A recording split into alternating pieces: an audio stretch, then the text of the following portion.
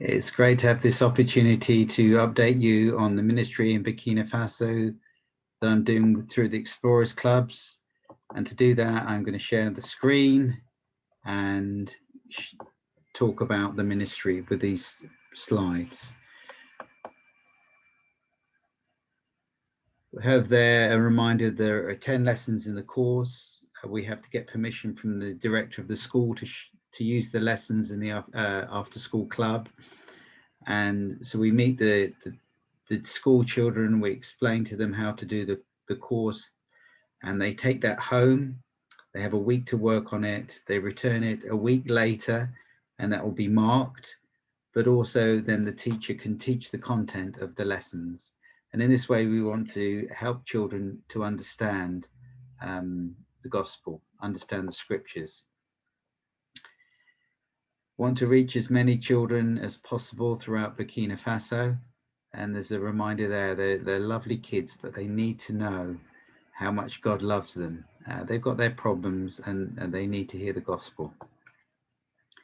One of the challenges I have is the terrorist situation restricts travel up in the north. And in fact, many schools are being closed and it's caused many problems.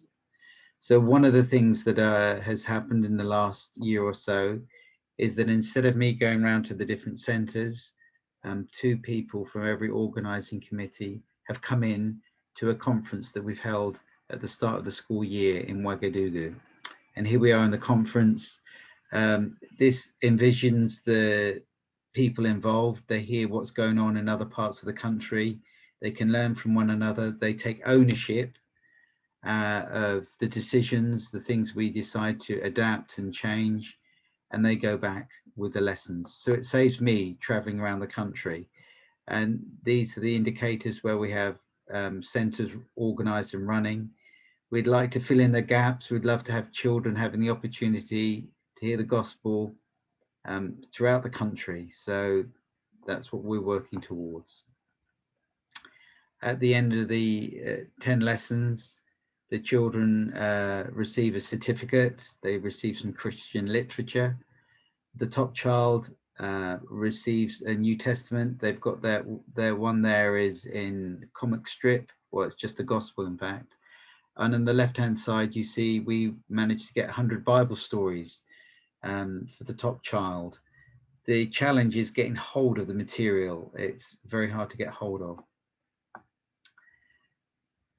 The teachers, those that are doing the ministry, are doing so voluntarily, so we like to thank them before the children.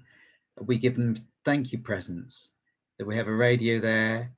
We pre-record the New Testament in 3 local languages on an SD card, which we put in the radio, and that's sitting on a sheet that tells you how to access the book of the Bible, the chapter, and it will give you different numbers for different languages. So they can listen to the scriptures. Often they will give it to an elderly family member, maybe their parents, who maybe haven't been able to read, maybe they're blind. And it's beautiful to think that they're hearing the gospel in their own language, even as though they're not able to read. On the right-hand side, another present we give is just a minute.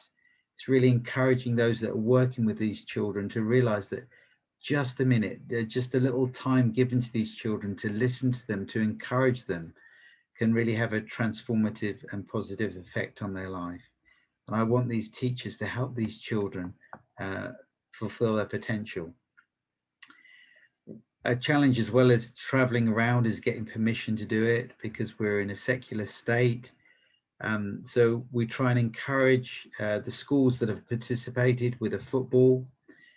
More recently, we've introduced giving the school the teacher's manual that you can see on the left there, that helps prepare the children for their secondary exams, end of primary year school exams, so to go into secondary school. And wherever we've been intervening, we've seen God's blessing. Academic results have improved. Sometimes the atmosphere in the school has improved. And we're praying the churches to ask for God's blessing to be on these schools. And on the right there, we have to engage with the authorities, not just the director. he will sometimes say, well, does the inspector know what's going on? So we go to the inspectors and the regional education authorities, and we try and show interest in other ways, support in other ways. They organize a district football cup, and we sometimes give prizes, team shirts for the winning school, or a football to help that organization to go well. And so these things grant us favor in the eyes of the authorities. And so that's a very positive move. We have here a photo on the left of my office or storeroom filled with literature that needs to be distributed.